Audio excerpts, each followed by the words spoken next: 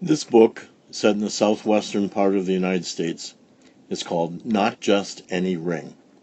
It's written by Danita Ross Haller, and the illustrations are by Deborah Kogan Ray. Deborah Kogan Ray has her own website with many wonderful pieces of information about her work. She is the author of 8 books on her own, and she illustrated more than 60 books. She's a woman from Philadelphia, Pennsylvania, and was educated at the Pennsylvania Academy of the Fine Arts. So her website is written down there, and it's easy to find more information about her. Danita and Deborah dedicate this book to those of us who sometimes wish for magic. Jesse Yano wants a ring, but not just any ring.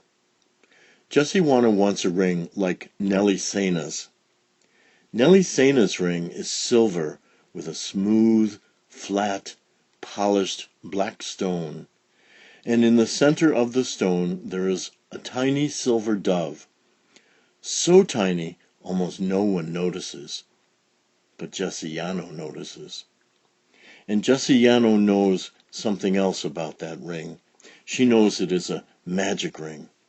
When Nelly Sena wears that silver ring, she has good days.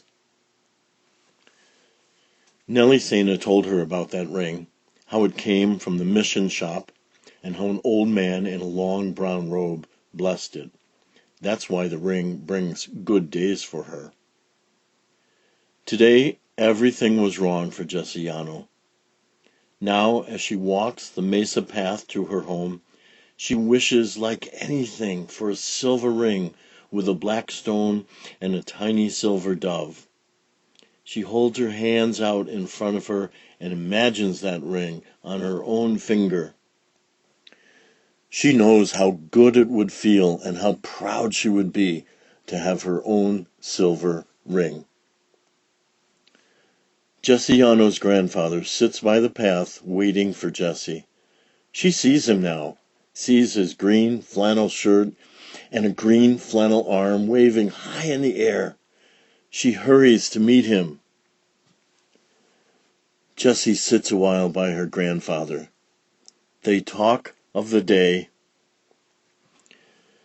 Grandfather tells of the sculpture he works at. Slowly, slowly, in his workshop, every day, he chips away at stone. One day, when he has chipped away enough, the block of stone will be a beautiful face. Jessie looks at her grandfather's hands, strong hands, skilled hands. She tries to imagine that silver ring on those fingers, but can't. Now she speaks of what is on her mind, the only thing that is on her mind. Grandfather, I need a ring. I need a silver ring like Nelly Sena's. A silver ring to bring good days. And does Nelly Sena's silver ring bring her good days? Yes, Grandfather, it always brings her good days. The ring came from the mission shop. It was blessed, especially to bring good days. Ah, Grandfather nods. His eyes look far away. No more is said about the ring this day. But Jesse Yano does not forget the silver ring. She cannot forget it. She makes paper rings and clay rings and ribbon rings, but they are not that silver ring. It's that silver ring she needs. One day, as Jessie walks the worn path home, her grandfather waits for her in the white pickup truck. He motions for Jessie to get in. Where are we going? Jessie asks. It's a surprise, Jessie, a surprise for you. They drive slowly down off the mesa and into the desert country. The road winds and twists and turns for some time. At last, Jessie sees the old brown mission church. She looks at her grandfather. He smiles, and Jessie hopes she is right about this surprise.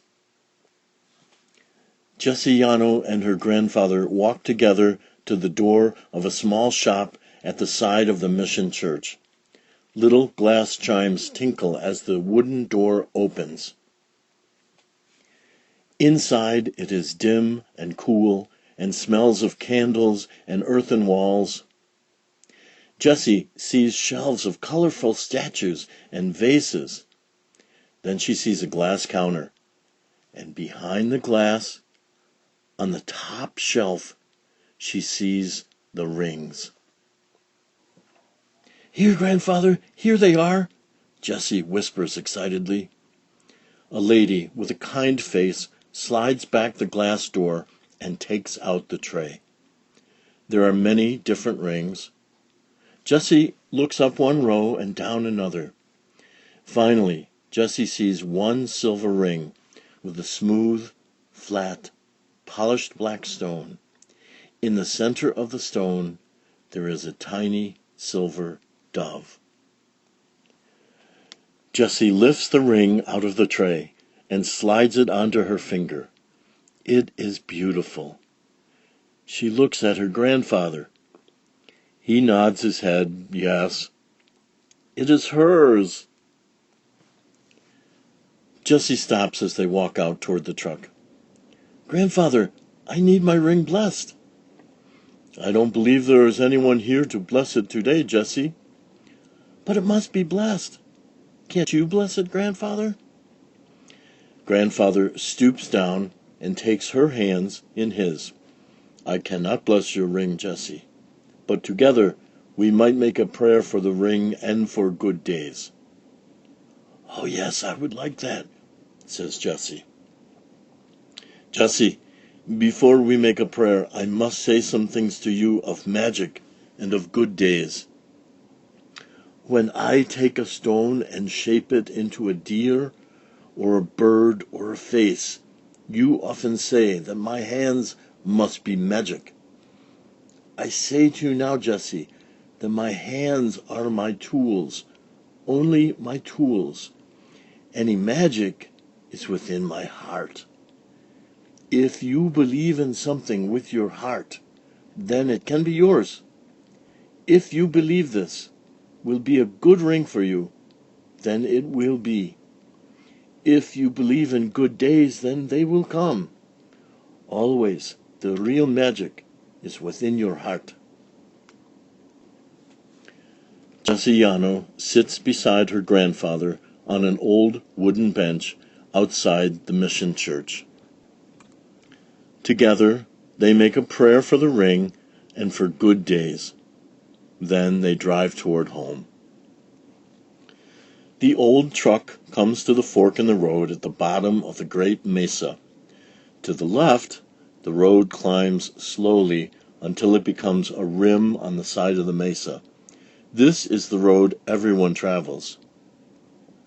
To the right, the road veers off into the canyon and wanders for some miles before climbing the mesa.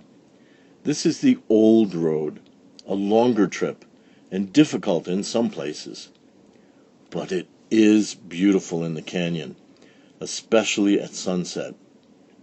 This is the road Jessie and her grandfather like the best. She is glad when the truck turns to the right into the canyon. The old dirt road is rutted and bumpy, but Jessie does not mind. She sees only the setting sun, thinks only of her silver ring. The white truck comes to a sudden stop. Directly in front of them, the road dips into a sandy arroyo. The sand will be soft this time of year, and Grandfather is not certain the truck can make it across. "We can make it, Grandfather, sure we can," Jessie says. Grandfather backs the truck down the road and then starts forward as fast as he can. They hit the arroyo. The wheels slide, then straighten and race forward. Suddenly, the back tire spins, and the truck stops. Grandfather and Jessie climb out to have a look. The wheels are buried in the sand. "Oh, we are certainly stuck," Grandfather says. Grandfather's face is serious as he looks at the sky. The sun is sinking low. Jessie, soon it will be dark. It is several miles back to the other road, and several miles ahead to where this road climbs out of the canyon. I believe the shortest route to the top of the mesa is straight up the side. Jessie looks up the side of the great mesa. It is a long way to the top. Jessie, I want you to wait in the truck, where you will be warm and safe until I get back with help. No, grandfather. If you are going to climb the mesa, then I will climb the mesa too. I am strong, and besides, I have my silver ring. It is time for it to bring us good luck. Together, they start up the side of the great mesa. It is difficult to climb. Rocks and boulders jut out everywhere. Several times Jessie slips, then grandfather slips. Only one time, but it is a bad slip. Grandfather's ankle turns and twists. He drops to his knees in pain. They examine the ankle. It is already starting to swell. Grandfather tries to stand, but can't. It is too painful. He sits, resting his head in his hands. Jessie stands very still. Fear crawls slowly up her body, making her shiver. Finally, grandfather speaks. Jessie, now you must be a mountain goat. Take your magic ring and climb to the top of the mesa for help. Jessie looks at her grandfather. Tears blur her eyes. Grandfather, I can't leave you here alone. Jessie, I will be fine. Remember, I am quite at home among these rocks and stones. You must go and get help while there is still light. Jessie's heart pounds hard against her chest. How can these things happen now that she has her silver ring? She looks at the ring. This is not a magic ring. It is not even a good ring. I hate it. She pulls the ring off her finger and throws it to the ground. Jessie clings to her grandfather for a moment, and then begins the long climb up the mesa. Looking up, Jessie picks out a lone juniper tree at the very top of the mesa. She will not lose sight of that tree. She will touch that. Stumbling now, she plunges forward. Dried brush scratches at her legs and snags her clothing. Rocks slip beneath her feet. Still, she pushes upward, watching that tree. Soon she is breathing hard and fast. Her throat is dry.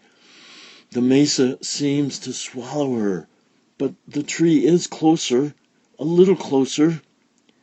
Jessie moves on, crawling and climbing the mesa like a little worm. The mesa stands above her like a wall. This is the steepest part of the climb, and the sandy soil makes it hard to get a good hold. Small trees grow straight out into the air. The first one Jessie reaches for comes out by its roots. Jessie slides down, down, until she catches herself on a vine. She clings there against the side of the mesa, her body shaking, her fingers and feet dug into the earth. She closes her eyes. She cannot move even one more inch. She thinks she may die right there on the side of the mesa. Then she opens her eyes and sees her hands.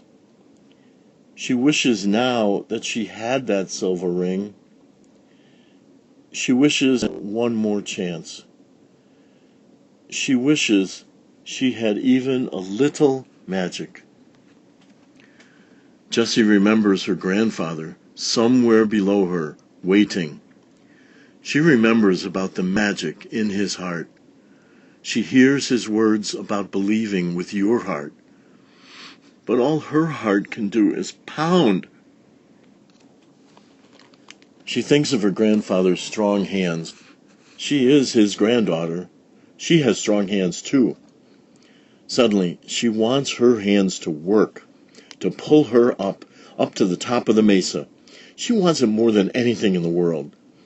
She watches her hands. They are moving, reaching, grabbing, digging into the earth. Her feet follow, digging, pushing, climbing. She talks to the mesa, talks to the trees, talks to anything that might hear her as she scrambles and slides and reaches and finally pulls herself to the top of the great mesa. Jessie Yano lies exhausted on the flat earth of the mesa top, but only for a moment. Then she jumps up. The sun has set. She cannot see the truck or her grandfather down in the canyon, but she waves juniper limb and hollers that she is safe. Then she runs toward the lights of houses that dot the mesa. She runs for help. Much later, riding in a truck, Jessie Yano arrives back in the canyon with friends. She sees her grandfather sitting near his truck by a small fire. Jessie runs to him and throws both arms around him. "Grandfather, how did you get back down here?" "I made a staff out of a tree limb and managed to scoot back down. But it is not so special that I made it to the bottom of the mesa, Jessie. What is special is that you made it to the top." Jessie Yano looks up at the mesa. Even in the darkness, its great shape looms toward the sky. She had climbed it all right. She guesses she had some of that magic after all, the real magic that is in the heart. "Jessie," grandfather speaks softly, "I have something for you." He opens his hands. There, in the palm of one hand, is the silver ring. Jessie takes the ring and slides it back onto her finger. She thinks of how good it feels. Now she watches as the white truck is towed out of the arroyo. Suddenly, she feels very happy about this day. It has been a good day, after all. And that is the story of Jessie Yano's very special day spent with her grandfather. The story, Not Just Any Ring, was written by Danita Ross-Haller, and the pictures were drawn by Deborah Kogan Ray.